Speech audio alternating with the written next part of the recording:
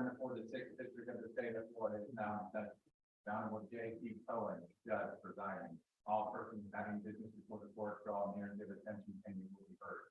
God save the United States of America, the State of Florida, and this honorable court. Please be seated.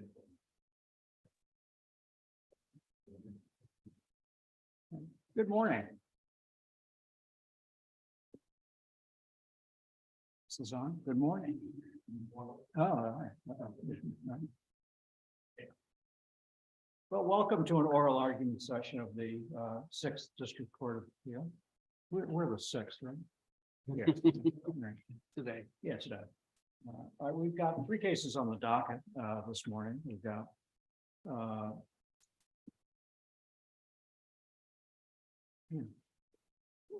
I've been introduced to my right. We've got Judge John Stargell from Polk County. To my left, we've got Judge Keith White from Orange County. Each side in these cases will be allowed up to 20 minutes each for their oral argument.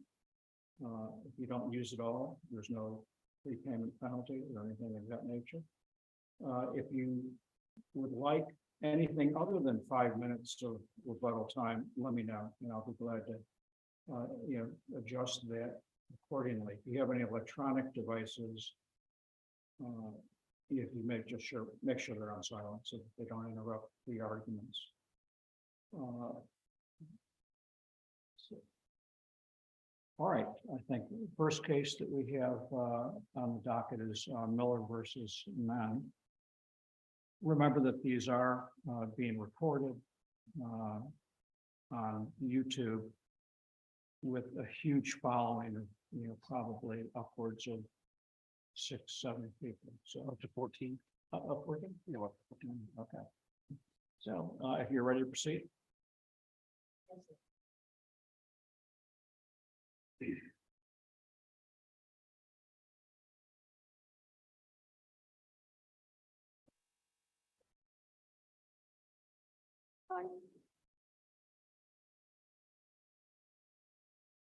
I would like to reserve 5 minutes for rebuttal, You got please. And may it please the court, my name is Janice Rosenthal, and I have the honor of representing the appellant in this case, Bonnie Miller, DVM. I will oftentimes refer to her as Dr. Miller. This is a case of replevin involving possession and ownership of certain show dogs. And there were 2 here. It's probably surprising to you, but we actually do read the briefs in the record, so we have a pretty good feel for what the case is about. Okay, Your Honor. So let's start with this. You would acknowledge that it's not our function as an appellate court to get involved in the reweighing of the evidence, correct? Yes, sir. I would acknowledge that the evidence in and of itself. Right. Yeah. Because it appears that a lot of this is just factual, there's factual arguments about what the parties' intentions were in entering in this agreement for the well-being of these puppies. And the trial court listened to all the evidence, had a ream of text messages going back and forth that showed conflicting agreements as to what the contract was, what the agreement was between these parties. And so the trial judge listened to that and made a decision. How do we get past that? I mean, it just seems to me that that's what this case is about. If I'm wrong, please, enlighten me. Well, Your Honor, there are actually 2 areas that we are asking the this court to look at. One is the truncation of the plaintiff's presentation of her case.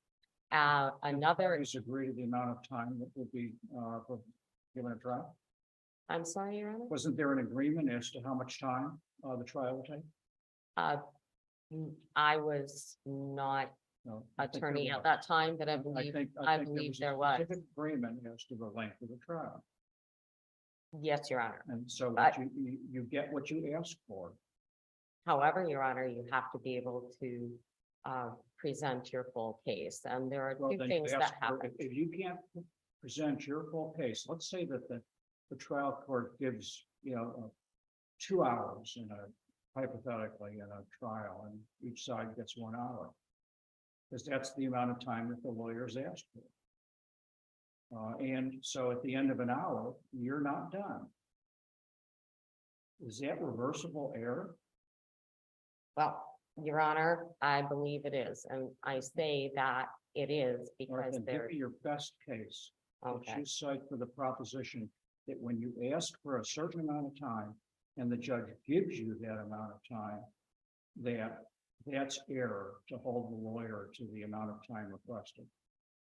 Your Honor, if I may, and I'm not being disrespectful when I say I believe there was more than that, because the lower court judge actually stopped the plaintiff from testifying to certain matters, stopped her initial testimony by stating that that information was provided in a prior 2-hour hearing. Ms. And that- Rosenthal, what's the difference between what Judge Cohen did this morning? I mean, you could have chosen to continue on and to give us all the facts that are in the record. But he just said, we've already read it, and you went on, which is basically what the trial judge did here. He said, I'm familiar with all of these background facts. Why don't we get to this? Because you have a short period of time. You could have chosen to continue going forward. Your client could have talked all about the history and the facts, but the judge was trying to highlight the fact that you had a 4-hour hearing. 2 hours into it, he's going to have what he has on your case.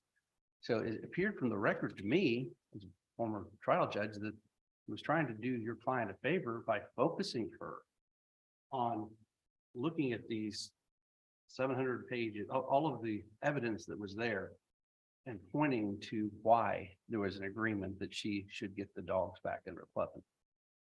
How is that? Okay. How is it any different than what Judge Cohen did today?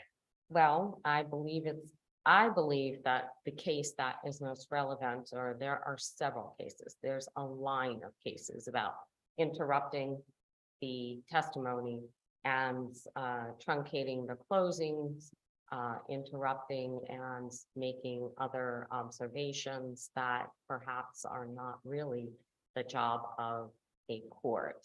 One of those observations was, I'm sure your client will not go without a written contract. Really, it sounded to me like pretty sound advice. However, it does show some bias. What And- advice does that show? It shows that, and part of this is in the second argument, so just, Okay, but that's okay. This is free form. okay, Yeah, the fact that there was no written agreement is what resulted in this situation that your client found herself in. Had there been a written agreement, it would have been simple, but it wasn't simple. And it ended up requiring the trial judge to make determinations as to the credibility of witnesses and make determinations as to what the nature of the agreement was, because it wasn't in writing. I mean, I can't fault it. I mean, you want me to, I don't know how you write that opinion. How do I write an opinion that says to a trial judge, saying that that it would have been a good idea to have a written contract constitutes reversible error? it's a combination and a culmination of things that happened. There was an initial hearing, okay, for temporary possession. In that initial hearing, the defendant or appellee took the stand and gave testimony, and the hearing was ended prior to cross-examination. There was no cross-examination, and she still awarded temporary possession to the defendant. That to me is reversible error.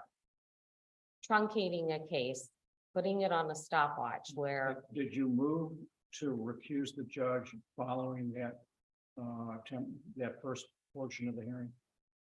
Your Honor, I was not at, Okay, I all right, was not no, at the hearing and I was not the Okay, attorney was at there- that time. All right, I'm saying generic.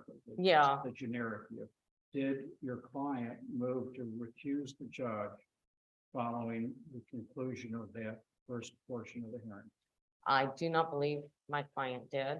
And I only say that because the judge did promise that a cross-examination 6 weeks after the fact, after possession, a temporary possession was given to the defendant without cross-examination.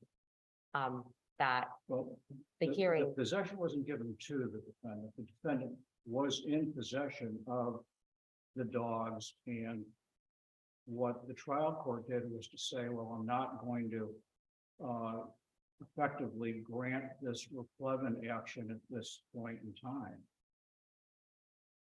again, Your Honor, I think that the problem with that initial hearing and then the subsequent permanent hearing, or permanent possession, is that cross-examination never took place. And it didn't take place because if there were to be a cross-examination, it was to take away from the time of the case in chief of the case that was being presented.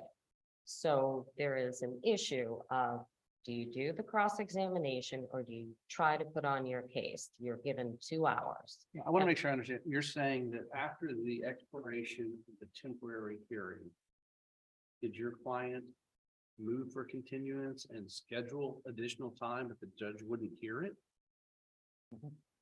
My client moved for a continuance in between the two of them. Okay, so at the time that it occurred, when you were there for a temporary hearing, the time expired. They didn't ask for continuance, and then later they asked for continuance. But you're suggesting that the judge should have granted your client possession when that hadn't been concluded? Well, in reality, I'm saying that possession, period, meaning you had temporary possession, which I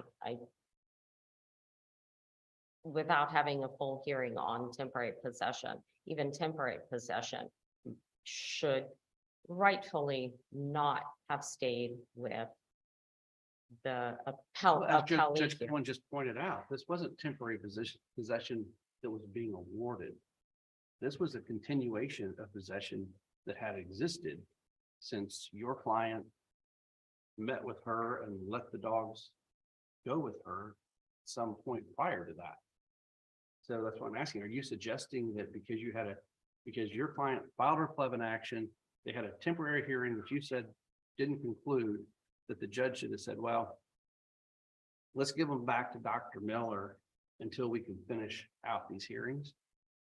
Well, it wasn't a matter of giving back because the services provided, this actually is very, very much similar to cases that were quoted or cited by the appellee in her answer brief. If it's not a matter of giving back, then why is it replevin?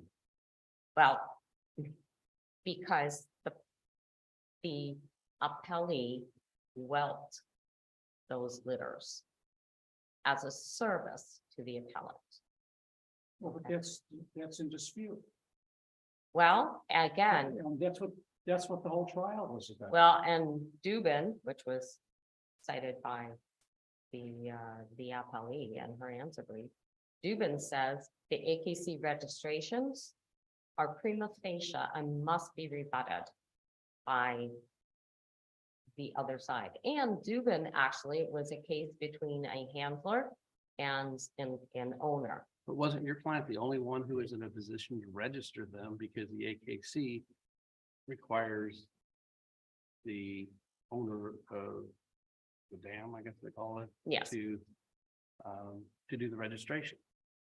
and that's correct. And that's actually part of the point, part So of the if point just is following that line of thought, somebody could go out and verbally say whatever they wanted to with the agreement. And then go to the AKC, register all the puppies and say, I'm sorry, they're mine. Because the AKC only recognizes me to file it. I filed it in my name, therefore they're mine. AKC has a whole process of transferring ownership. Part of that it's kind of like a car where you have a registration and dogs are chattel. And the AKC is, it's a rebuttable presumption, but you've got the series of emails and text messages that really call a lot of that into question, where your client referred to, the appellee as, a co-owner. Well, that's not what the AKC registration showed. And so, that's rebutted. It's rebutted by some of the emails or texts that your client sent. So again, this just strikes me that this is coming down to a factual dispute between the parties. There was nothing in writing. And I don't know how, as an appellate court, we reverse the county court judge for this file. Again, I go back to the testimony that was given and not able to be given, and that there is a whole line of cases, some in the 4th DCA, one in the 5th DCA, that says that truncated testimony and interruptions, multiple interruptions, is reversible error. It is an abuse of discretion, and the cases were reversed and remanded, and I can give you several of those.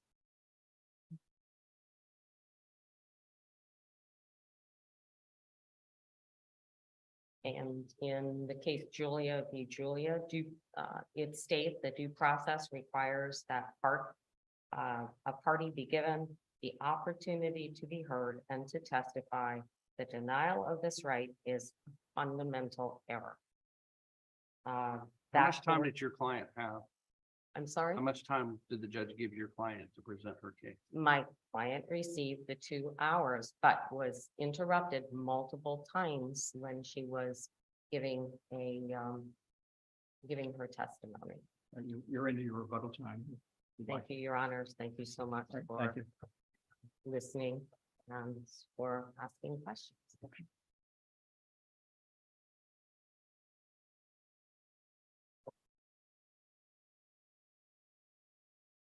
Good morning, Marcy Lahart. I'm here on behalf of Chelsea Amend, the appellee.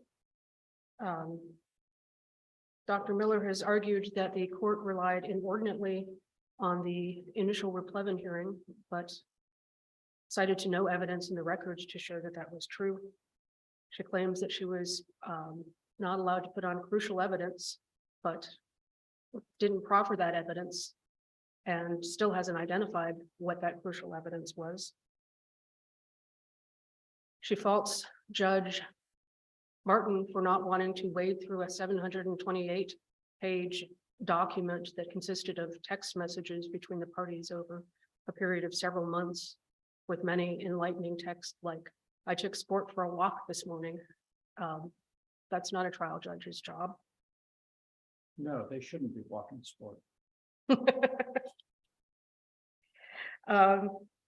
And rather than relying solely upon the AKC ownership, which Judge Stargell pointed out, only Dr. Miller could have obtained for herself as the owner of the mothers of the dogs. Instead of relying solely upon that, she looked at the communications and the conduct of course of dealings between the parties and determined that the original agreement had been for co-ownership, and that when there was a falling out between the parties, Dr. Miller wanted to renege, which was not allowable. What Dr. Miller needed to do was to point out findings of fact that were not supported by competent and substantial evidence, which is what she failed to do. I have little to add that was not in my brief, so if you have any questions for me. Any question? All right, thank you. Thank you. One thing that I would like to point out is that the transcript. I gotta start your time back up, sorry. That's You're down to 17 minutes and 54 seconds. I think I can squeeze it in. The transcript is 127 pages of Dr. Miller's testimony and a little more than 60 pages of appellant or appellee amends testimony. She had more than twice as much time as the defendant had in the case, and she called 5 witnesses. She got a full hearing.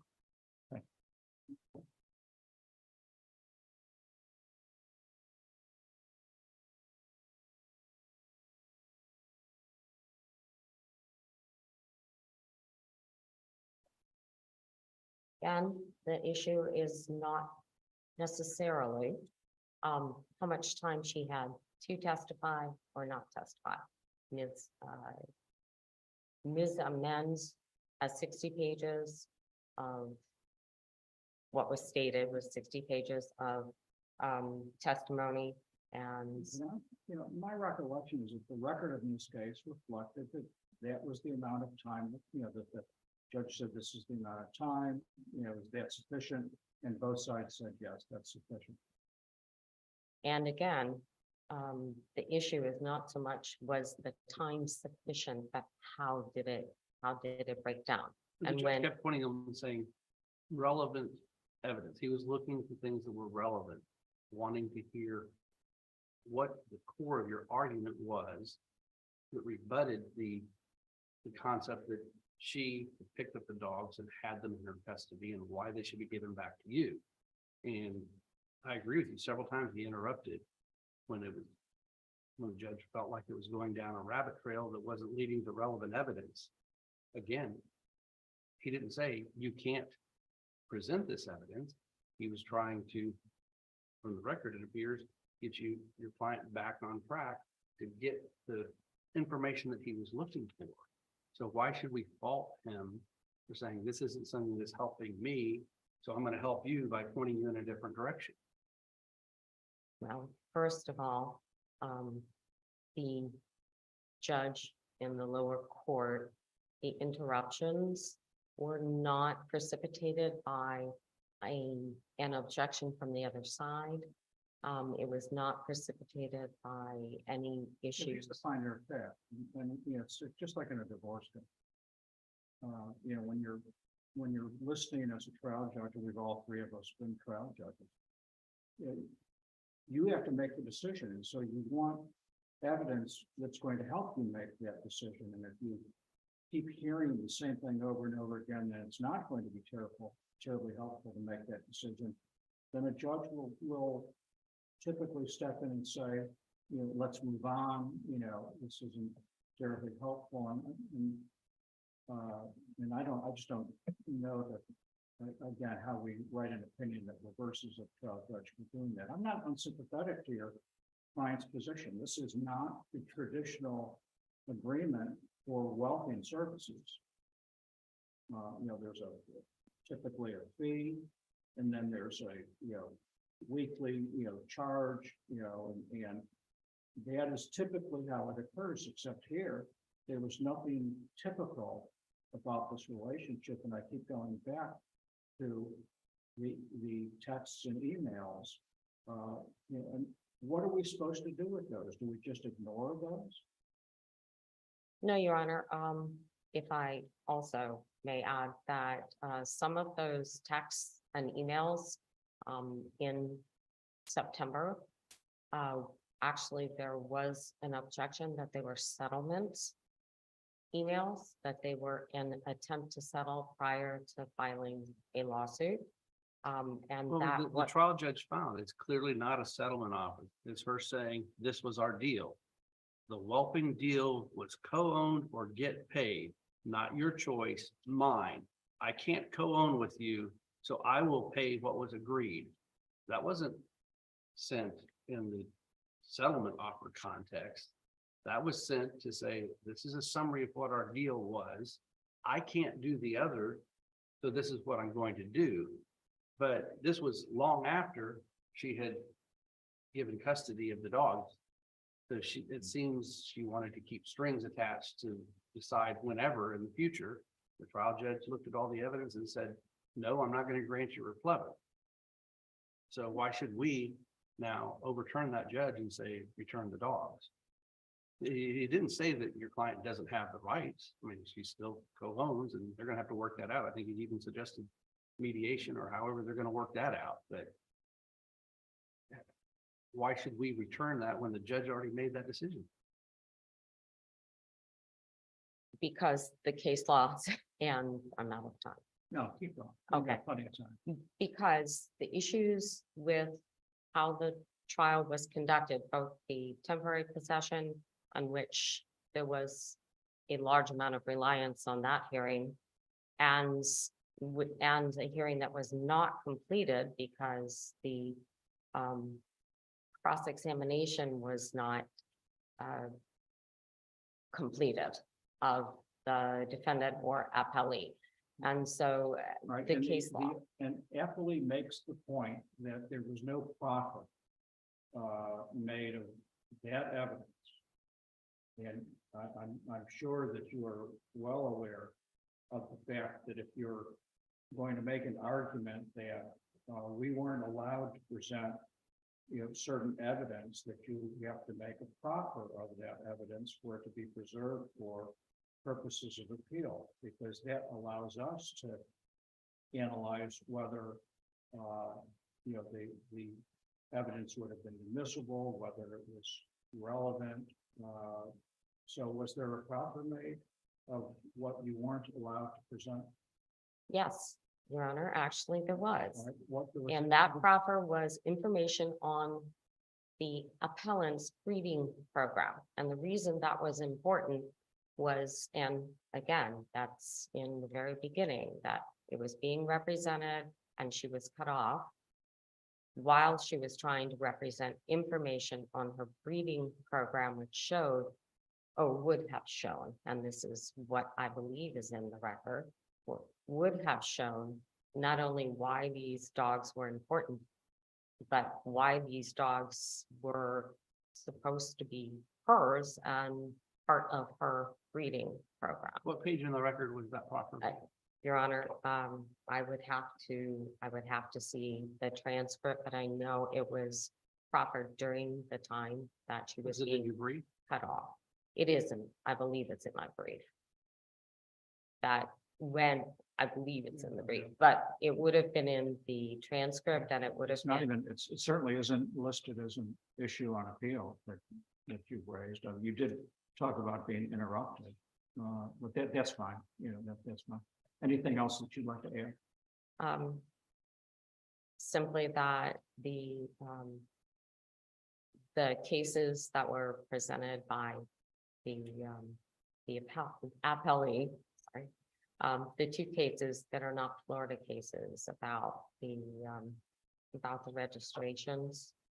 The AKC certificates of registration, that those cases are actually, the Dubin case is very similar to this case, and they found in both of the cases represented by the appellee, that both cases, Budowich and Dubin, that the court found actually for the registrants. All right. Thank you very much for your presentation.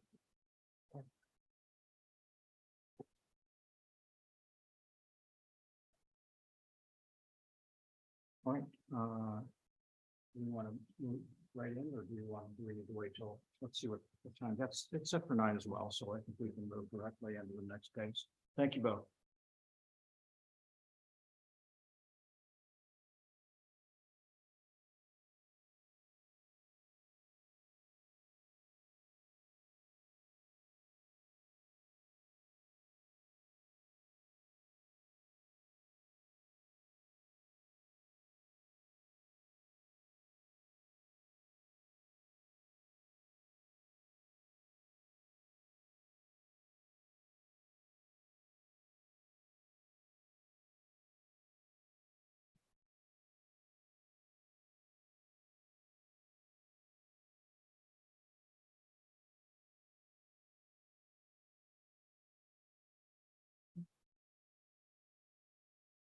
All right, the next case on the docket That was Nieves versus State 23-21. I know that that's going to be a tough oral argument to follow up on, but I want you all to just do the best you can.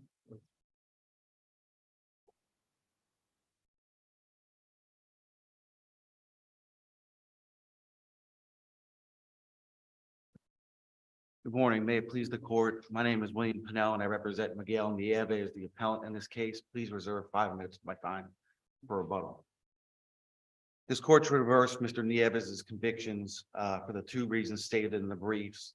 Because trial counsel provided ineffective assistance of counsel by failing to object to an erroneous jury instruction on burglary and by failing to object to inadmissible hearsay testimony that indicated or implied that Mr. Nieves had committed prior burglaries against the same victim in this case. Right now, as to the first, I don't think there's really any challenge that constituted ineffective assistance. The issue in that was prejudice, and the trial judge relied upon in part stealthful entry. So and your brief didn't really talk that much about the facts of the case that the judge relied upon to make a finding that there was no prejudice. So perhaps you should address that. Sure. Well, first of all, the Grant case says that just because there may have been stealthy entry does not mean that the erroneous instruction is not prejudicial to the defendant.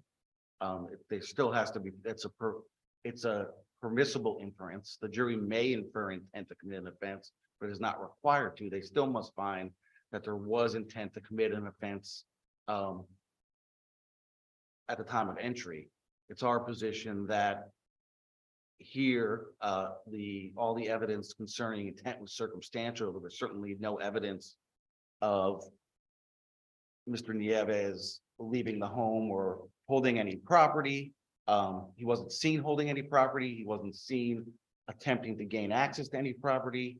They certainly no property of the neighbor was found on his person or in a search of his home. So the evidence concerning his intent was circumstantial. So the prejudice that was discussed in Grant, where you have this danger of a circular reasoning where the jury may find him guilty based solely on the fact that he committed trespassing, which his attorney actually conceded and asked the jury specifically to find him guilty. So he's got some sort of hat, which I don't think he was wearing, but apparently the argument is that he was concealing something, although we don't know what, do we? We do not. The evidence is that the victim, Rachel Osteen, said he was holding a hat and it looked like there was something underneath the hat. We have no idea what it was, and there's no evidence in the record one way or the other whether there was something under the hat or what, if there was, what it was. In terms of the evidence that wasn't objected to, the trial judge, I think, ultimately concluded that it was strategic. Would you address that? Sure.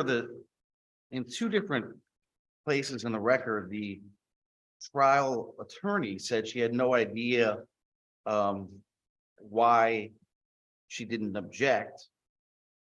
And I think that's pages 516 to 17 of the record and 531 to 532 of the record. She said, quote, "I have no notes or memory of why I did not object to the hearsay testimony." Okay, so her later testimony, do you read that testimony as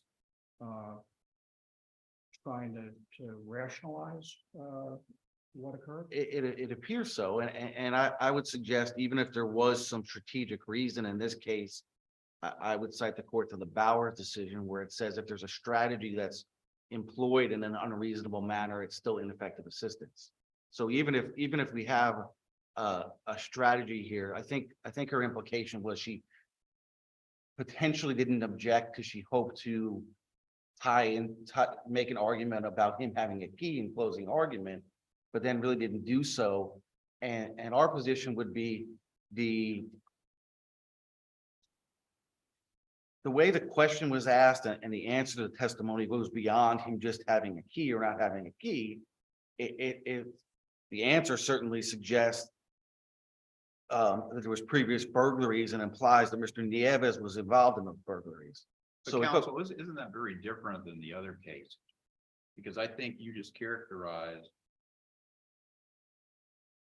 the way the jury could have taken that testimony, and that is what the witness said was that the victim thought that your client had committed a prior burglary because he may have gotten a key because he worked at Lowe's.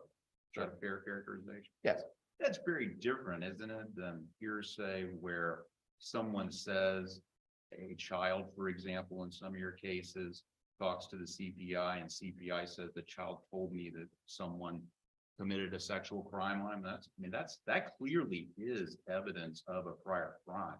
Isn't that very different than the testimony here? I think I can see that it's more prejudicial in the hypothetical, but I think it's prejudicial in this case as well. Especially when you're on trial for burglary, and now that they're talking about other burglaries in the neighborhood and casting doubt on, implying to the jury that he made a key and had previously broken into the same home. So again, I agree with you that it might be more prejudicial, but I think it still meets the prejudice prong of Strickland in this case. But doesn't there have to be a reasonable probability that the jury would have received that evidence and instead of taking it for what it says is the victim thinks he committed a prior burglary, to actually conclude, oh, he committed a prior burglary? Well, I mean, I guess there's no dispute in this case that there was that someone tore the screen and someone did these things, and apparently she had been the victim of prior burglaries. So I don't think there's any reason to disbelieve. I think the jury was likely to find Miss Osteen a credible witness. I don't think she was impeached in any regard, and I don't even think anyone was seeking to impeach her, because the sole argument was, did Mr. Nieves have the intent to commit an offense inside the home? And as the court knows, a reasonable probability under Strickland is just a probability sufficient to undermine confidence in the outcome. It doesn't even have to rise to preponderance of the evidence. So, and even in case. Let me ask you on that, in the Harrington case, citing Strickland, they quote, it says, this does not require showing the counsel's action more likely than not alter the outcome, but the difference between Strickland's prejudice standard and a more probable than not standard is slight and matters in only the rarest of cases. Sure. I think it's still important to remember that even if the court were to agree with the state that there was strong evidence of guilt, both the Romero and the Botto case say that does not defeat prejudice if the defense theory could have, if believed by the jury, could have led to a not guilty. So if the jury believed Mr. Nieves' statements to the police that he observed someone in Miss Osteen's yard and went over there to check on it because he was worried that someone was, messing with his neighbor's home. So I think we have, if the jury believed that, that's a viable theory. Well, the jury apparently didn't believe it. Well, we don't know whether they believed it because they got the instruction that allowed them to find Mr. Nieves guilty based solely on his trespass. So the only way to they were know. instructed that they could find him if there was an omission of the exclusion of trespass. There was, and the Supreme Court in 2013 modified the standard instruction. Several courts, based on numerous courts saying that the instruction without that additional language was confusing. There was several cases prior to the trial in this case that suggested that. And the Grant case talks about the danger of the circular logic and says omitting this portion of the standard instruction allows the jury to find a defendant guilty based on the circular logic the defendant was guilty of burglary because he entered the structure with intent to commit a burglary. So here we have the same issue, the omission of that language in two different spots allowed the jury to find Mr. Nieves guilty based solely on his admitted trespass. And That's only if jurors engage in circular logic and maybe judges or lawyers apparently. Well, I think the case law, I mean, the courts have said that the instruction without that requires circular logic.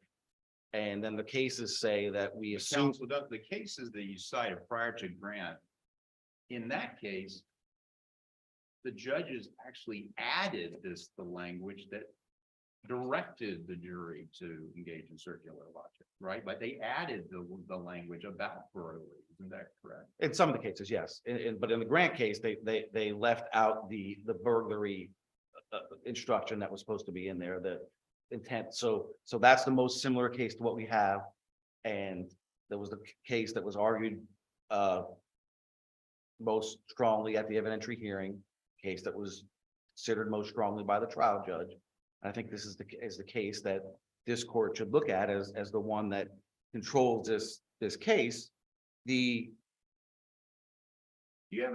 Was there a case, I didn't find one, but maybe I overlooked it. Was there a case where, other than Grant, where the jury was not specifically directed, they could not base a conviction on the offense being burglary or trespass before Grant?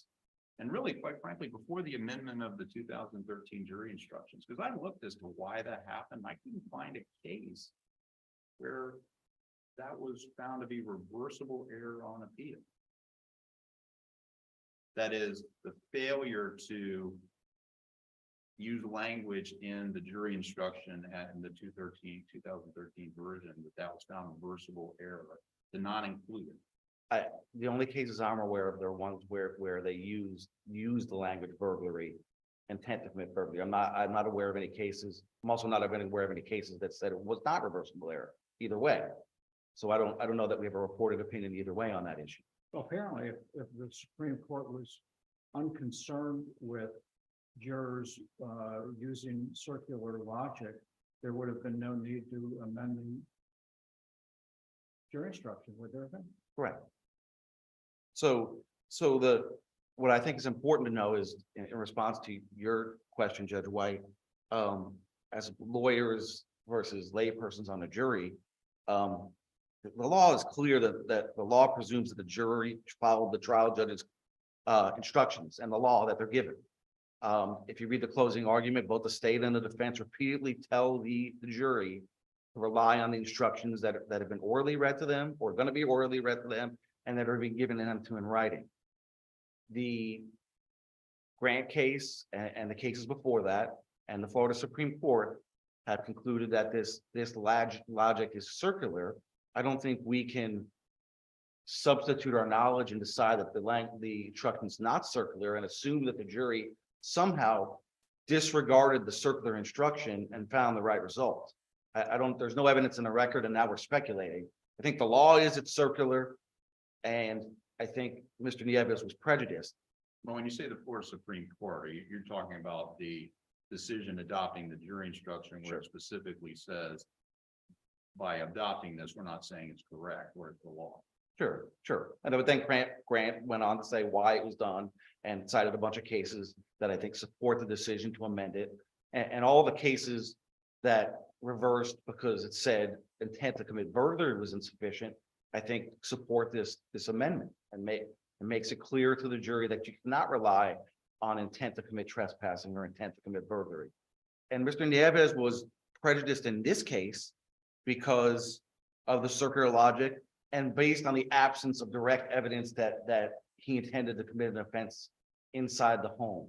Again, we would be in a completely different position if Miss Osteen walked down into the kitchen and Mr. Nieves had a handful of her property, or he was walking out with her property, or they searched his home and they found his property. We don't have any of that. Yeah, but you do have the presumption. You have the presumption based on stealthful entry. And again, the Grant case says that that's not sufficient. The jury still, the state still has to prove an intent, and it's a permissible inference. It's a permissional presumption. And the Grant case explicitly says that's not enough to remove the prejudice of the confusing and circular instruction. Well, the Grant case wasn't governed by the Strickland standard either. correct? It was not, but it is not. But again, the Strickland standard is just, do you have confidence in the outcome? And I suggest the court cannot have confidence in the outcome of this trial, given the circular instruction, given the circumstantial evidence of intent, and given the comment about the potential prior burglaries by Mr. Neves. So we'd ask the court to reverse on those bases, and I reserve the rest of my time for rebuttal. All right, thank you, sir.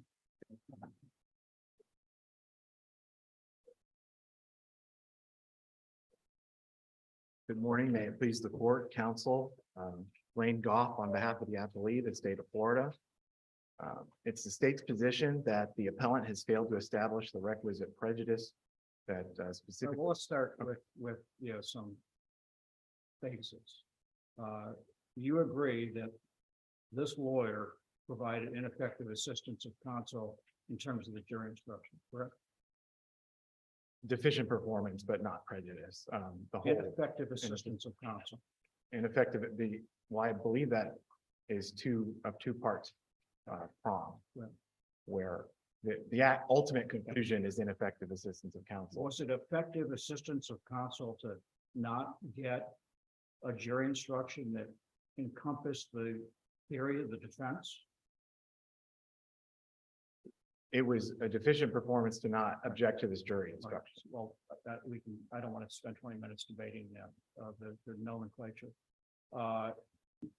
Do you agree that the failure to object was deficient? Yes, Okay. So really all we're talking about is, the prejudice. right. And we're not contesting that the jury instruction was not the standard jury instruction. Do you agree that when the trial court makes a finding that this was strategic, that on this record cannot be supported? The strategic decision to not object? object. No, it wasn't a strategic decision. So the trial court's finding that it was strategic was wrong legally. I'm not, I wasn't aware that he found it strategic. I think in terms of not objecting to the jury instruction, he said it was a deficient performance for her not to object, and she should have been abreast of the law at the time. That's my understanding of his order. What is more fundamental than not giving a jury the correct jury instruction, particularly when it is the essence of the theory of the defense? Well, I agree with you that the case law says that standard jury instruction should be followed, but absent an objection, it's not per se fundamental error. And I cite to State v. Bryan, where Right, and that's why they couldn't raise this on appeal. That's why they couldn't do it on direct appeal. They probably can't do it on ineffective assistance of appellate counsel because it wasn't preserved by the lawyer who apparently was not as sharpest, at least on this day, in terms of the representation of Mr. Nieves. well, Here, you got a lawyer that ends up making an argument to the jury, and there's absolutely no jury instruction that supports it. Now, what is the jury going to pay more attention to? The lawyer's argument or the judge's jury instruction? I can't get in the mind of the jury. I'm sure there's some circumstances where they're going to focus on the trial court. I'm sorry. I've tried a lot of cases, and I'm telling you that they look to what the judge tells them in terms of the jury instructions, because that's what the judge tells them to do. Says what the lawyers say, isn't evidence, nor is it the law. The evidence came during the course of the trial, and I'm going to tell you what the law is, right? Isn't that what the judge tells the jury? That is correct. Yeah. Okay. And here, so you end up having a lawyer that gets up to give a closing argument and makes an argument why, this shouldn't be a burglary because it's just a trespass, with zero jury instruction to support that theory of the defense. Well, I want to clarify. The record indicates this is a attorney with 30 years experience, very accomplished. This is not a newbie. Doesn't matter whether it I was understand. a day, a year, or 30 years, we've already established and you've already acknowledged that for purposes of this case, this lawyer performance was deficient, not just on one ground, but on two very important grounds. But, okay, I'm just addressing the jury instruction. I do argue in if you're talking about the second issue, I do believe that that was a strategic decision. Oh, no, I just asked you that. I thought we. Oh, I Yeah. apologize, Your Honor. I'm confused. All right. The well, second, good. I Let's believe is, go back, let's go back and talk about it then. okay, all right. How can it possibly be a strategic error when the lawyer at the evidentiary hearing says, when asked, why didn't you object to this? Says, I don't know. How can that be strategic when you don't know why you didn't object? I mean, it appeared to me from reading this that everything that occurred after that is just a rationalization of well, now this bad stuff came in and how am I best going to deal with it? And that's what she did. She dealt with it the best she could deal with it. But when asked twice during that hearing, why didn't you object? Her answer was, I don't know. You can't have it both ways. You can't say it's strategic when you had no understanding of why you didn't object, correct? That's correct. Okay, We're- so now we've established that that's deficient performance and it wasn't strategic. Well, I guess looking at it in hindsight, years later, if she didn't have notes That's or what we doesn't do. know off the That's top. what we of her- do. That's what we Right, get back. right. And so, Counsel, okay, doesn't the case law state that the subjective intention of counsel doesn't matter, that it's an objective standard? The Florida Supreme Court in Patrick said that counsel's inability to recall was irrelevant. Isn't that correct? yes, Your Honor, that's correct. And that is what the trial court's order kind of looks at it objectively and says that drawing attention to this by objecting to it, and it's the state's position, this is a spontaneous statement by this officer that he didn't have to include that there was a burglary in that statement. Well, then you draw- can't have a strategic decision that you're completely unaware of. I mean, I just don't see that. Why don't you explain to me how you can have a strategic decision that's a conscious plan and be unaware of it? I think based on her testimony, I understand it, and I'm kind of going in and out of the objective versus subjective. So she's saying in the hearing years later that I don't know why I did. Obviously, there's no notes that indicate to her why she did that. This lady is probably doing several 50 trials since that time. And This is collateral, what comes in is collateral crime evidence. I mean, and the law, is that's almost presumptively harmful. well, she objected to, she was able to prevent through her, her lawyering that he was a suspect in that burglary. Oh, please, let me read this to you.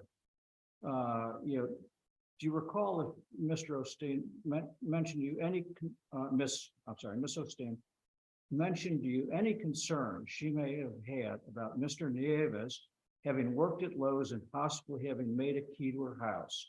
And then the guy goes on to say, yes, because she had these prior burglaries. You think it takes a rocket scientist to link the two of those together and to draw the arrow pointing directly at Nieves as the perpetrator of the prior burglaries? Well, what I'll say is, What would be the relevancy of it otherwise? and I understand that, and then it came out, and so we're talking about whether or not that was enough prejudice to undermine the confidence of the outcome or that, You but agree for the. when that came out, that points the finger at Nieves as the person that committed the prior burglaries. Well, what I'll say is that trial counsel testified that her defense was to blame Franklin Hooks, another person, for these crimes. So if it comes out that there were prior burglaries, that feeds into her defense. It makes it stronger. And that's what she argued in closing That's argument. what she's arguing. But what I'm suggesting to you is, isn't the point that the only reason that comes in is to point the finger at Nieves? Otherwise, it's absolutely irrelevant. Yes, the actual testimony is objectionable and should have been sustained if it were objected to. Unfortunately, we're talking about it hindsight now. And we're talking about whether or not that was deficient performance for her in her trial strategy to blame Franklin Hooks and say, but I also, A trial strategy is a conscious decision. right. Objection, objective standard, I'm sorry, as Judge White pointed out. So when the trial court said, or in its order said that it would highlight it, there is a strategic decision to that in an objective standard. That's all we're saying. And this court can disagree with me, but that's what I'm saying, in an objective standard. Okay. And I want to also highlight the differences between in issue 1 in the Grant case. And I really want to emphasize that in that case, you have a lawyer that is, and the judge going back and forth. The lawyer is explicitly asking for this instruction. The judge is saying, I don't agree with the standard instruction, goes against it and explicitly doesn't follow the judicial procedure for going against that. That is not what we have in this I case. know. Weren't there 3 people in that courtroom that should have known better on this jury instruction? The defense lawyer, the prosecutor, and the judge all. I mean, this wasn't a jury instruction that was passed a week before this trial. In my recollection, it was about 3 years before this trial. What's going on with that? Completely agree with you. The instruction was not the standard jury instruction. And And it was the theory of the defense. well, that it was a crime other than trespass. She is faced with this conundrum of, she has a credible witness giving direct testimony that this is a trespass to this jury. She is saying, this guy was in my house and he did not have permission. She has to make a decision in this case of, do I concede this trespass? I cannot get up to this jury and credibly argue that the trespass wasn't proven. Wasn't called. For that, but how far the use is there, how the use is there, how there's this appearance. Yes, and he was aware of the schedule, asked them about the schedule. It was just during work hours, the cars weren't there. Did you know the schedule of the roommates? Did he ask about that? From my memory, the testimony was I just remember he asked about what their work schedules were. That's all I can remember. I don't want to misrepresent what the record indicates. That day was unusual where she was dropped off by one of the roommates because her car was at someone else's residence. The screen was slashed from roof to the floor, or I'm sorry, big enough for a person to fit through. The screen patio door was locked. It was still locked. Was he seen with any cutting implements? No, but as you mentioned before, he has a cap or mask, whatever the jury decided. The victim testified it was it looked like a mask, and what was found on him was not a mask. That's where we're at with that in the evidence.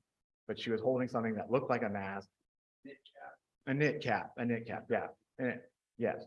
And I think she testified something that didn't match the weather wise, like that in Florida, I guess at that time. That's just my memory. Hoodies aren't real comfortable. Right, exactly. And that there was something wrapped in the mask, and you have the screen was cut, and she says it wasn't cut before. What did she say was wrapped? She didn't say it. I can't take that leap, but the jury can infer this from the evidence that this was stealthy entry, and that they can presume that a crime. Did they locate any kind of cutting implement in his house that was consistent with the screen being cut? That was not in the record, Your Honor. That was not in the record. They found the cap. But there were pry marks on the French door, which leads into counsel's strategy, is that there was some evidence that he might have had a key. Why would he pry the French doors open if he had a key? This led to her, this is kind of the only avenue she can go with this type of evidence, with all this stealthy entry evidence. There's a ton of it. And his explanation is illogical, that he's just doing a welfare check on them. Because his actions afterwards also don't indicate that he saw somebody else, another character coming in the house. She saw him leaving the back, and a thud, she heard a thud. It was, all of that evidence is why stealthy entry is in there. This is a clear stealthy entry type burglary case. And Grant, in that case also, they're looking at it from whether or not the trial judge doing that was harmless error, which is a different burden, which is a different standard than this prejudicial standard. I think the appellant wants you to take a leap that because it was omitted, they explicitly or specifically found him guilty because he committed a trespass, but that's illogical. And how do we know they didn't? There's no indication in the record that they did, and under this standard, because it's illogical. But listen, that argument that it's illogical, that's, yeah. If it's so illogical, then the Supreme Court must have been real fools to have bothered amending this in the jury instruction. It's so illogical that they felt a need to add this language into the standard jury instructions. So I'm not sure that, at least for my part, that I'm going to buy it's illogical. A jury could find that the entry of a house into a house for purposes of committing a trespass with no jury instruction to the contrary constitutes a burglary. That's the problem. That's the whole reason for the amendment to this instruction. And to argue that, well, that's, illogical, that a jury would never do that, just flies in the face of what the Supreme Court did and says to me, well, Supreme Court, you didn't need to do that. It's illogical. No one would do that. No one would find that this could constitute a trespass or a burglary. If the same thing holds true for that, although I can give you a hypothetical where you actually can't commit a burglary. You want to hear my hypothetical? You go into a house, you go into a garage, part of the structure, and there's a car in the garage, and your intent is to go into the car and steal things out of the car, which is a burglary of the car. So I'm just giving you a hypothetical where you actually could commit a burglary with the intent to commit a burglary in there. But, So counsel, I guess in response to We're getting a little off. my esteemed colleague, but unless, and Mr. Pinal hasn't argued that this is the rarest of cases. And so since the difference between more likely and not is only slight,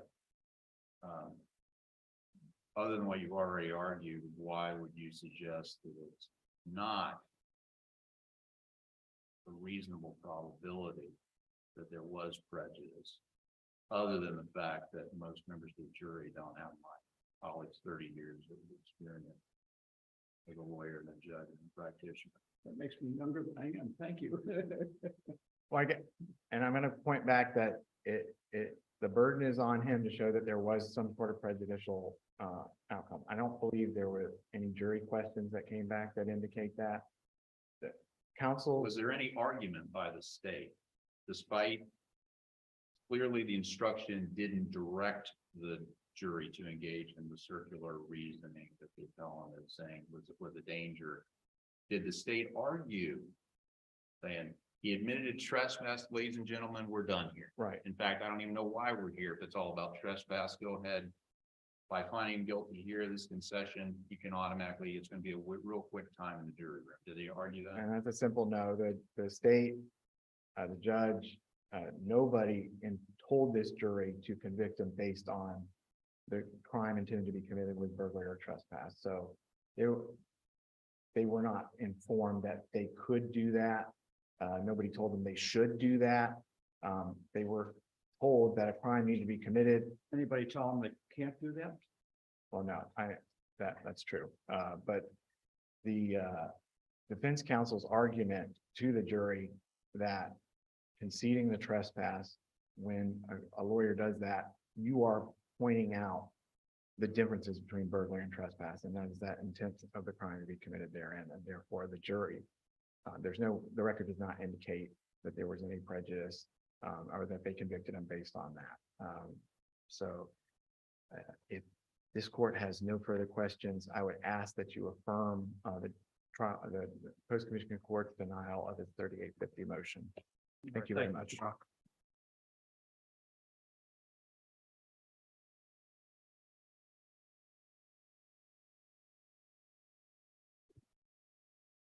It please the court. First, as a factual issue, my understanding of the record is that the only information that the testimony established was that Mr. Nieves knew Miss Osteen's schedule. There was no evidence regarding the 3 other roommates. So I don't know if there's evidence that he knew that the house was vacant. I think that argument's not supported by the record. In addition to the judge telling the juror members that what the attorney says is not the law and is not evidence, the attorneys, both the prosecutor and the defense lawyer, pointed it out to the instructions, told the jury to follow the instructions given by the judge multiple times. The sole defense was intent, and the judge, the defense lawyer asked the jury to find him guilty of trespass, which is what I think the judge said was a strategic reason. And I agree under the facts that made sense, but that doesn't make it reasonable not to object to the instruction that allows them to convict him of burglary based on the trespass. The Grant But is case, it reasonably probable that this jury, with the defense counsel conceding, almost implicitly requesting the jury to find the client of the lesser included, which, since your client was PRR, was significant. That was a good strategy, don't you think? Sure, under the facts of this case, yes. And so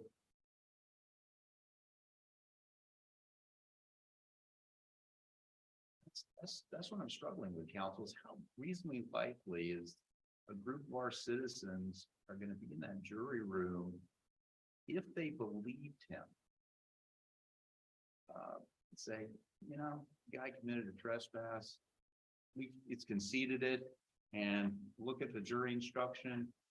Yeah, for some reason, this is a higher offense because they were instructed on what a lesser included offense meant, right? law is, there's no dispute about this. The juries, we presume the jury follows the instructions. The law says the instructions circulate. If you look at the Smith case, the court misread a portion of the standard instruction on self-defense, telling the jury that the appellant was justified in using non-deadly force, then it should find him guilty. Let's not talk about self-defense. I agree. We could be here all day if we talk about that stuff. But in terms of the burglary instruction, the jury, and I agree, we must presume the jury followed the law. They were directed to find your client had the intent to commit an offense. So the question is it reasonably probable that that offense, because they returned a verdict of guilty, so assuming they followed well, they had to find there was an intent to commit some offense, that offense, is it reasonably probable, was burglary or trespass, as opposed to theft or something more nefarious, given all of the evidence in the case, including his inconsistent testimony, mentioning to law enforcement, and his testimony is what he said to the victim being very different. For example, the young black male, the victim, he just mentioned someone, doesn't identify the race. He saw a cut screen door was unlocked. That was inconsistent. He doesn't call the police, even though his wife lives right next door. He then goes to Tampa. I'm not sure why. Isn't it a virtual certainty that if they believed your client, they would have found him guilty of trespass and that's it? No, and I don't understand why he would call the police when the owner of the home knows that the place is in the burglarized. Why he wouldn't call the police? I mean, she's on notice what happened. She can call the police. I don't know. It doesn't make logical sense why he would call the police when he went over there, if we believe him, he went over there to alert her to find out what's going on. But she kicks him out of the house because she's upset with him. Why wouldn't she call the police? Why would he call the police? It doesn't make logical sense to me. If he did not solve something, which is what the fact that it was in place. Sure. Not the word was not there. Why would an advocate call? No, right. If you didn't have, if you didn't have the encounter with the owner, I agree you should have called the police, but once. Well, I think he's trying to find out if everything's okay. Or you say, I'm gonna take it on myself, go in and see what's going on here, I call the police, because otherwise you're gonna be fine, whether it's trespass or burglary, you've entered the structure. Well, that made that, everybody agrees that that was a poor choice, that he trespassed, like, And going back to your other, start off with. Find it about the roommates, the website on the record. Trying to get them to see, trying to use the work schedule, use the work during the day. And that if someone was home, be able to be parked outside, not agree with that.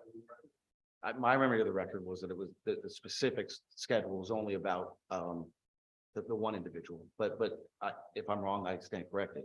The only other thing I would add is in the long case, the first DCA found that this instruction or an instruction similar to this, where intent is an issue, is so serious it can rise to the level of fundamental error. So to suggest that where it's the sole defense and there's no direct evidence of intent, that he wasn't prejudiced, I think it's just not supported by the record of the case law. So I'd ask the court to reverse. Thanks. All right, well argued on both sides.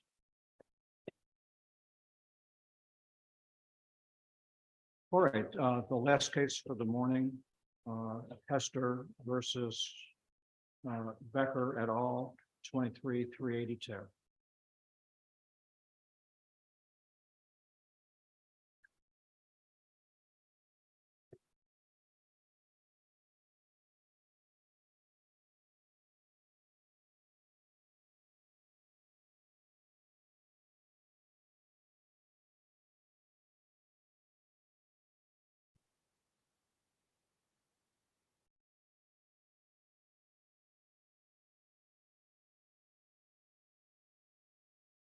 Or y'all might not have been here when I made some opening remarks, but if you'd like anything less than 5 minutes for rebuttal, just let me know. We'd be glad to accommodate you, and if either of you have any electronic devices, if you just make sure they're on silent.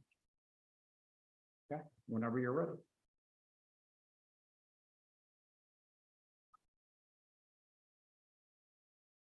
Good afternoon, or excuse me, morning still. But please the court. My name is Brian Lee. I represent the appellant in this case. And 5 minutes is perfectly fine for rebuttal. Thank you. This case comes to the court from a summary judgment that was entered by the trial court, where the trial court determined, and it seems by looking at a video, that the sole and independent cause of a collision between my client, Mr. Hester, and Mr. Becker in the truck was caused by Mr. Hester. And therefore, because the trial court found that Mr. Hester was the sole and independent cause of that, granted summary judgment. There are two issues with that. There are two, I call them baskets of evidence, that the trial court had in front of it that put evidence into the record that a jury could have used to find negligence on the part of Mr. Becker.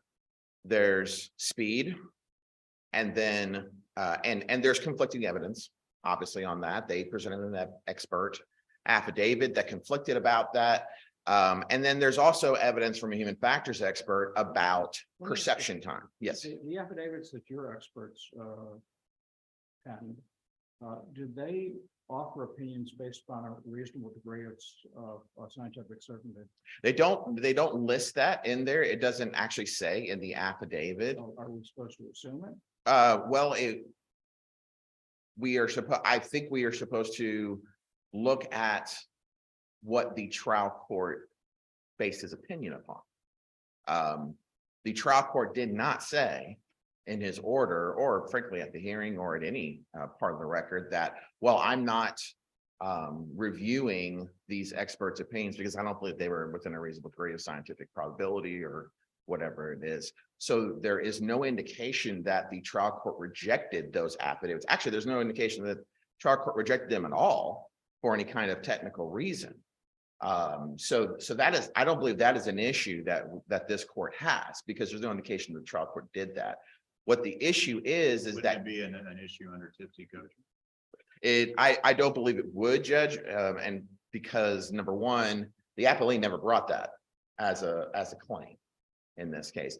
Appellee has not said, at least unless I'm missing something, in the briefing is that, well, we think the trial court still, even though the ruling was wrong, we think that it's because of this. That's not brought as a doctrine in this case. And for the court to adopt a doctrine that the appellee themselves didn't do, I believe would be error. And so Even if it's on the face of the record? Even if it's on the face, right? Yes, I would.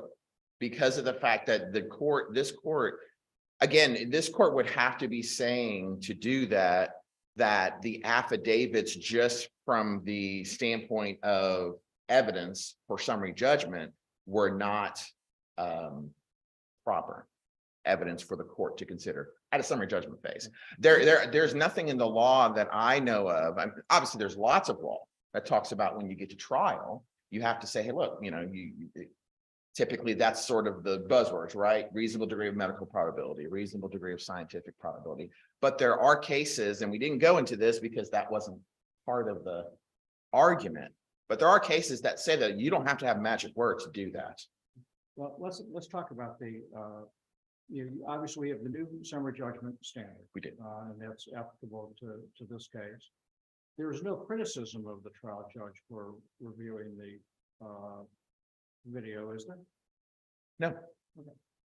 And didn't your human factors expert, correct me if I get this wrong, but I thought it was like something like 3.1 to 3.4 seconds in order to Reaction time. Right, reaction time. Right. So can't the trial judge look at that video and see where the bicyclist, and I can't say that 10 times fast, gets past the cars that are in the left-hand turn lane waiting to go and comes into view with the car going straight and look at it and say, well, that's less than 3.1 to 3.4 seconds. Is there anything wrong with the trial judge making that determination? Apparently the judge watched this video a number of times, and I'm going to tell you, as did I. Yes, I think there is an issue with that because we're not talking about when two things. There was evidence that was shown that would rebut what the driver said. Meaning when the driver said he percepted my client or the bicyclist in this scenario, there's evidence that rebuts that because of and it's from the video too. The expert talked about and it was discussed that there was this sort of braking maneuver that was done, at least from the view of the video that was done by plaintiff's counsel. Expert talked about it and said that because of that and because of the analysis that was done at the scene, that was 5 seconds before. Didn't they see the cameras up high? Upright. On to the side, as well as to the side, sort of like a yeah. I'm higher, I can see things here, but you wouldn't be able to see from your desk. Sure. Thing from the video was inference that you could see it from the camera, prior to see it. The camera seems to be a good 10 or 20 feet higher than the driver would be on the road. Right, but you're 5 seconds. I can run the time and see when 5 seconds and it or basically would have been outside of the screen. well, and one of the things I think that's important to note is that this video, it's not the greatest video, right? And it's from a side, and it's also what the testimony was, which I don't think was rebutted, was it's 30 frames per second. Okay, and so it's not a sort of real time, kind of as we're all used to it. You see the whole thing and it's just clean like that.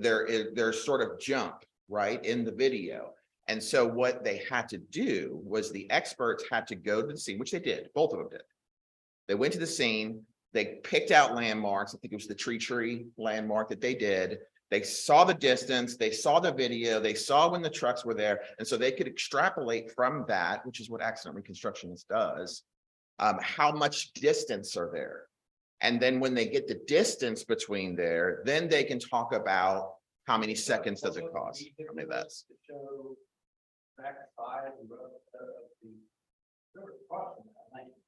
There were. How would they know exactly when the driver was focused on the road in front of them? That he didn't, that he should have had that 5 second view. Well, it's part of it is the analysis they did of the scene, which they always do, analysis scene. Second of all, too, is because of the fact that at least the experts are saying, and plans counsel talked about that there was a braking maneuver prior to right there. Prior to you see Mr. Hester come out, and then the truck's coming, and it's sort of like kind of in the middle of the truck where you see the impact. The experts talk about that the video does show braking maneuvers happening in an area that would be 5 seconds before. But is that proper expert Or testimony? before. Because that sounds to me like an expert saying, here's what I see from the video. Which you don't need an expert to tell a jury. I looked at the video and this shows the defendant shooting the victim. Yeah, but what you can do as an expert is you could say that this is the distance, this is the reaction time, these are the set. If it's, I think it's 0.23, it's like a 1/4 of a second, and this collision does not happen, and the expert can say that he had time, the driver, to stop prior to hitting the bicyclist. An What I expert mean can is, say that. that all starts from the premise of, I see a braking maneuver. That's a fact, isn't it? That's not an opinion Well, it's, based on I don't the view of believe- the video. I mean, that can only come from the video. Sure. Or unless it's totally a baseless opinion, right? no, I understand that, but experts can talk about facts. They That can are- talk about facts. But Correct. they can't put their expert stamp of approval on something that the jury is.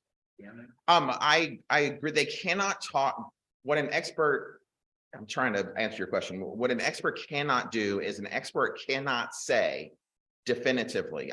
Expert can't put all those facts together and then say, and jury, he should have, and jury, his perception time was terrible, and that therefore he was negligent. Because the expert can't do that. The expert can't tell the jury that because of all these things that I've done and all the seconds and everything, then that means that that person was negligent under the law, the defendant in this case. Nor could the plaintiff, the defendant, do the same thing to the plaintiff. But the jury could have been given those facts, right, from the expert, and determined for themselves, looked at it, saw, okay, I think I do see it. And that expert said that was 5 seconds and that would have been enough time to move. So I'm going to put negligence on that driver. And then mind you, what we're talking about here is not a situation, number one, that we're at trial and the jury's making that decision, right? But number two, that we don't need to show definitively a summary judgment hearing that the jury will absolutely say that the defendant was negligent. All we have to show is evidence that the jury can reasonably use to do that.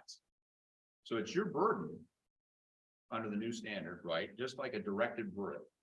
You have to Right. present sufficient, competent, substantial evidence, Mhm. if believed, would allow the jury to find for your client on all the elements of the offense, correct? Right, very, very similar to the directed verdict standard. Okay. Right. And so tell me from the summary judgment evidence. Let's move past my first question. So let's assume that this is an opinion. And that is, if you members of the jury find that you agree, you see a braking maneuver at this spot. Mhm. Where in the summary judgment evidence does it tell the jury where that spot is? The summary judgment evidence is the expert does. But The expert says where? when that was done, that's 5 seconds before. And so What I and it's mean a is- 3 to 3.3 perception time. The expert says that with normal perception time, that driver would have been able to see it or see Mr. Hester, hit the brakes, and Mr. Hester would have had enough time to have basically gone past the truck. And this would not have happened. And because that didn't happen, that means that the person did not have, was inattentive, was, I'm getting a little bit into sort of the argument part of it. But the evidence shows that a normal reaction time, normal person with that much amount of seconds, this wouldn't have happened. And the jury could use that to say that either he was speeding, which there was evidence of that. It was a 45-mile-an-hour speed limit there, and there was evidence that Yeah, the car's computer showed, I think, 42, didn't it? correct. But there's also evidence from the expert that says that was done, I forget how many seconds or before. So to extrapolate, frankly, anyone's speed, 20, whatever the amount of seconds it was before to when something occurs is maybe not, it's evidence that you can attack. And so we're not talking about evidence here that a jury absolutely has to believe. Not talking about that, but we're I'm trying talking to about, figure it as, how does the jury even find out, is there even evidence to support a factual basis? Mhm. The testimony is based upon sufficient facts or data under Right. the evidence. And so how does the jury determine where is this expert saying this braking maneuver occurred? Let's use the palm trees. If Sure. you're telling me, Right. Judge, look at this paragraph, it says at the second palm tree, I see a braking maneuver. In between the second and the third, I just don't see anywhere in here. And maybe I missed something. Where is? right. And I think how the expert testimony came out is that, because there was really two sort of baskets of it. There was the accident reconstruction as part of it that said if he was going the speed limit of based upon what we know about the distances between the trees and all those kind of photolimic analysis that they did, phototrimetry, I think it's called. I probably butchered that, but it's that expert says if he's going to speed limit, then he should have been then this wouldn't have happened. And because of this, his analysis that he believed he was going upwards of 50 miles an hour, and therefore he was speeding. Now, that does feed into somewhat what the human factors expert can say too, because the human factors expert can say, well, if he's speeding, then that means he's going faster here. His perception time is going to be, the same perception time, but he's traveling faster. So Rebuttal, just so you know. oh, I'm sorry. And so if you kind of link the two together, the jury either has evidence that there was speeding involved, which would be negligence just by itself. Or that the combination between the speeding as well as perception time meant that he was being an inattentive driver.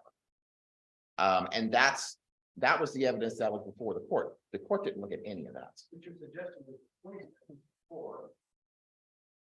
Peter said, hit the brake somewhere in between, which your expert is assuming is all the as opposed to entering an intersection.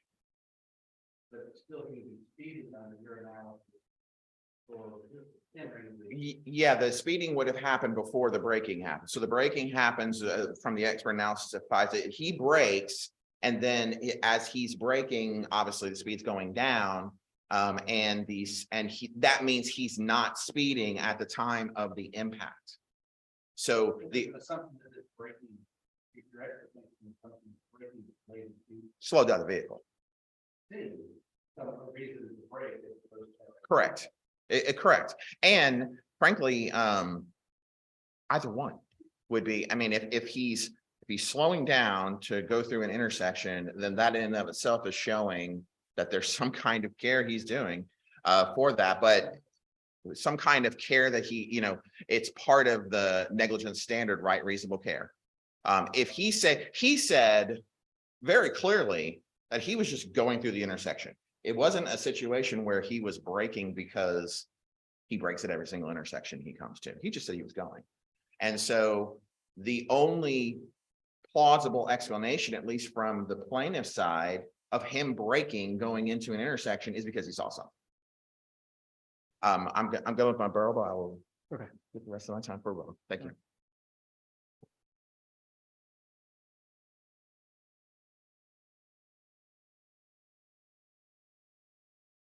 Good morning. May it please the court. Sharon Degnan here on behalf of Kubicki Draper, representing the appellees, the defendants below, Thomas Becker and Jensen Underground Utilities. We're here today asking the court to affirm the summary judgment and conclude that the trial court properly concluded that Mr. Hester was the sole proximate cause of this accident, and that his decision to cross a busy intersection and essentially dart into the path of my client was the sole proximate cause of this accident. Now, Could you respond to Appellant's argument that begs the question? Did he dart in front of your client, or did in fact your client see him before he testified that he saw? well, I think Based on the correct. expert I mean, I think obviously that's sort of the whole issue here. And, it's our position that the video in this case and all of the opinions that were given by the experts in this case, which are based on this video, is what allowed the trial court to properly conclude the way that she did in this case. And this case really does come down to using the analysis in Scott v. Harris, that where there's two versions of an event, one that's supported by a video, the court is not required to give credence to a version of an event that is a fiction, in the words of the U.S. Supreme Court. And I think really that's the important point here. And I think several things that my opponent were saying in terms of what the experts' opinions were is not accurate. And I think it's really important to pay attention, especially to the plaintiff's accident reconstruction affidavit, Bill Fisher, because what his opinions were with respect to, I agree, there are two aspects of this case that they claim constitute the negligence in this case. It's speeding and his reaction time. With respect to speeding, even Mr. Fisher, after he did his photogrammetric analysis and his braking analysis based on the video, he concluded my client was going 40 miles per hour. It was only this so-called alternate analysis that he did, which were based on certain facts that clearly are not shown in the video. He assumed, in order to say that my client was going 50 miles per hour, 5 miles over the speed limit, you'd have to assume that he was fully braked by that second palm tree. And I know, Judge Cohen, you said you watched the video a bunch of times. I probably watched it 5,000 times. Everyone, so there's no way you can make that finding. And I was at home stopping. I mean, there's no way that that happened. And if you, there's no way to. there's no way that that happened, that he was fully stopped at that second palm tree. And if you look at he said he was fully braked, correct. And if you look at Mr. Fisher, the accident reconstruction, that's not even his opinion. His opinion was that he was going the same speed through the second palm tree, and it wasn't until the third palm tree that he started braking. So we don't, in terms of his opinion, the first part of his opinion is based on the facts. It's this alternate analysis. So counsel indicates that this isn't a real-time video. What is the relationship between the video and real time?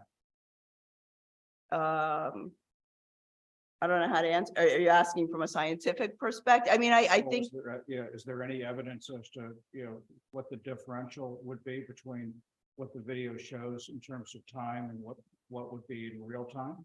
I don't think there is no evidence of that. But I mean, I think the important part is that if you watch, I mean, there's certain things that you can see I'm happen. sorry to interrupt, counsel, but maybe, and I'll ask Mr. Lee when he comes back, but is there a dispute? Do both sides agree, or is that also another dispute as to whether the timestamp on the video is accurate? I think everyone, as far as I know, there's no dispute as to that. I mean, I think That it's two of accurate or inaccurate? accurate. I don't Okay. think anyone's made an issue as to the timing. I think the exact time, it was like 2:03, 03, and then, right, like 5 seconds. Okay, right, that would be right, because it's 2:03:57 would be 5 seconds before. So when you try and look back, so I don't believe there's an issue, Your Honor, with the timing of it. But I mean, I think the issue here is the basis, there really is no dispute with respect to speeding in particular, that he was not speeding unless you look at the so-called alternate analysis. And I think that's the basis that the trial court rightly did not have to accept, because it's not based on the facts in the evidence. It's it's refuted. Right, and go ahead and articulate what you think the alternate analysis is. What Mr. Fisher, his alternate analysis with respect to the speed is that if you assume that he started braking at that second palm tree and was fully braked up until the point he stopped, then you could conclude that he may have been going 50 miles per hour. But when he initially, in the first part of his affidavit, when he said he did the photogrammetric analysis and the speed analysis using the video, he concluded he was going 40 miles per hour.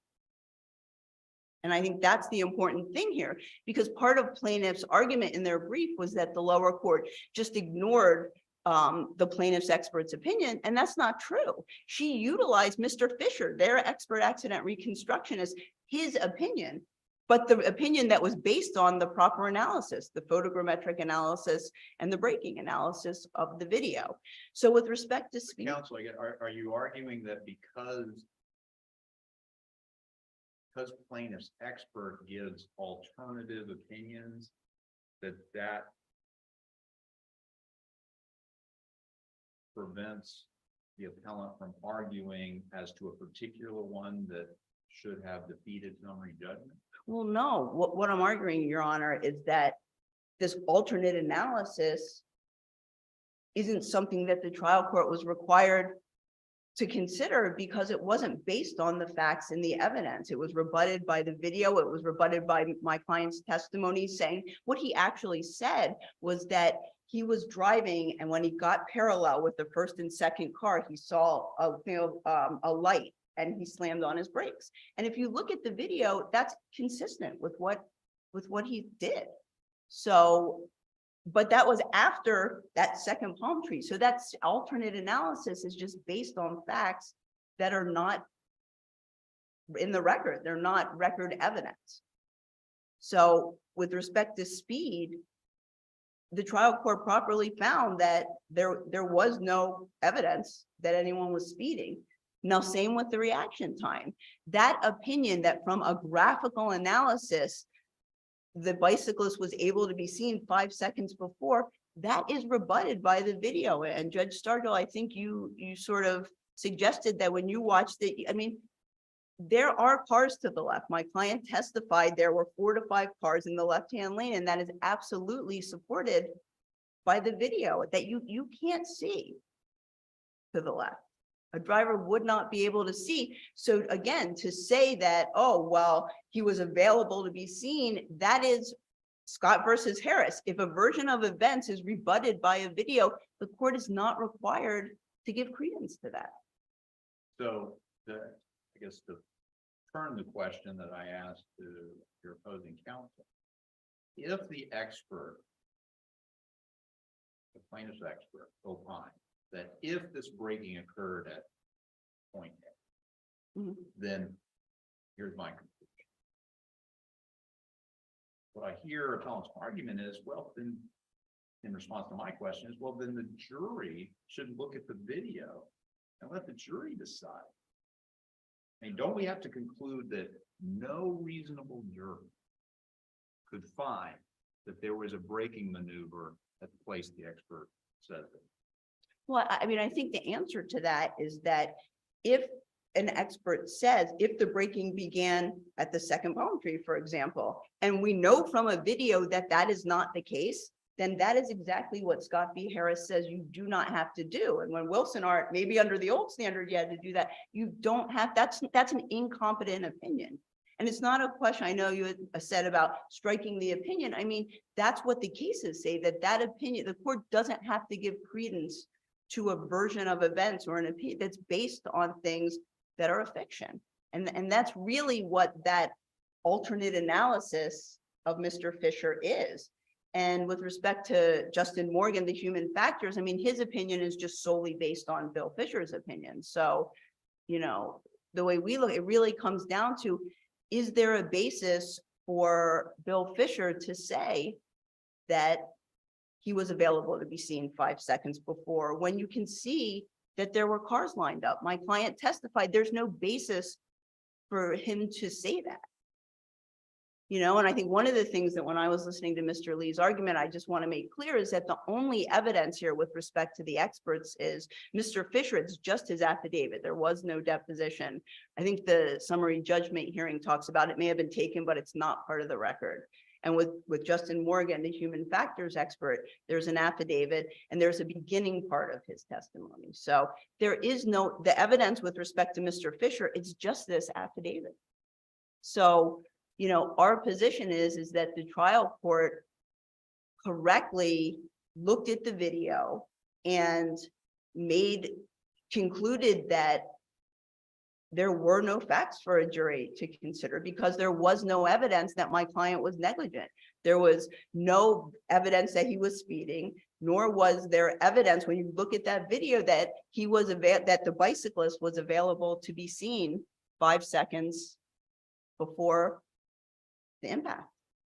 I mean, you can see right on the video that that's not the case.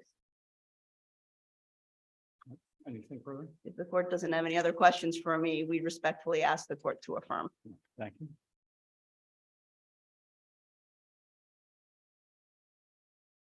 All right, a little over 2 minutes.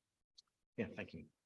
Just to answer the question that I know Judge White hasn't asked me yet. No, there was not any evidence that the time on there was different. Like we weren't saying that it was really 3 seconds before or after that. That wasn't there.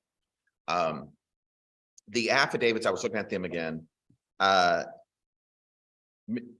Fisher talked about this 5 seconds prior to impact, and then when the cyclist, my client, would have been visible. He said from a graphical and analysis of the scene, cyclist was available to be seen by the driver of the Chevy Silverado 5 seconds prior to the impact. And so he did an analysis of the scene. He talked about that analysis, and his analysis, he said that Silverado at height would have seen the bicyclist.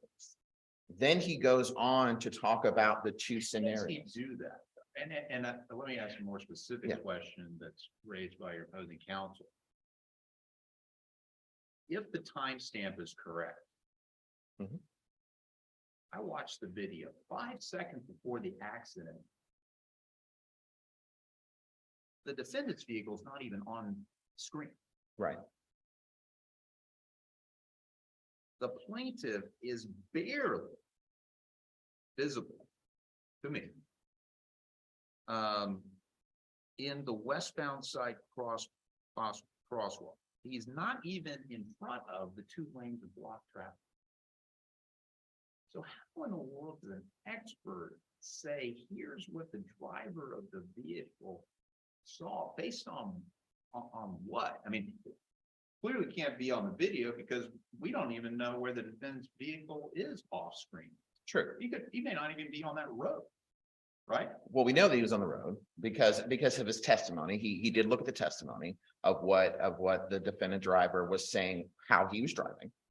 He looked at the scene. He didn't just look I'm at, sorry. So where there, so you're saying there's summary judgment evidence that would say 5 seconds before he was eastbound on that road? correct. Okay, He was going on that road. He didn't like turn, the defendant driver didn't like sort of turn, just the intersection before. He had been going on that road for quite some time. and does his testimony say that there were no vehicles in front of him at all except those stop vehicles in the turn? I believe that the only thing he said, and forgive me, I might be wrong about this, but I think what he said was there were the vehicles to the left, but that he was heading through the intersection. He doesn't say in his testimony that he braked at all prior to him seeing the flash and that kind of thing. So what we have is we have expert testimony based upon an analysis that the expert did of the video, the scene, this photogrammic analysis that he did that said 5 seconds before, even if it's not in the video, the expert could still opine that, look, because of where everything was, he would have been able to see the bicyclist 5 seconds before. That's important because the two scenarios come from that. One is if we believe the driver and the driver was going the speed that he said he would have, even with perception time, he could have just taken his foot off the brake and the crash doesn't happen. That's one. Two is that if the alternative analysis, so one actually says there's negligence. Two, if he would have been going faster, the 50 miles that between, and he braked at that point, which the expert says there's video evidence to show, then that meant that he was speeding, right? When he braked. Counsel, you're well past. Oh, I'm sorry. your time. So, Unless Judge White, any further? yeah, I'm sorry. I was trying to answer your question. So, Were you, can you finish? Sure, absolutely. Are you no, finished? Or finish his no, answer? absolutely. No, I was just gonna say that, the speeding comes into play, that he's going faster during that part, so that when the perception time and the braking happens, then that would have also not caused it, right? So there's two different things. He's either, he's inattentive or he's speeding. Those two things could both have, the jury could have used both to say that he was negligent. Thank you. Sorry, I went over my No, time. sorry. Not a problem at all. Thank you. We'd ask the court to reverse summary judgment. Thank you so much. The fact that your client survived that was just absolutely amazing. amazing. Yeah. So, all right, well argued. Thank you both for your presentation. We'll be in recess.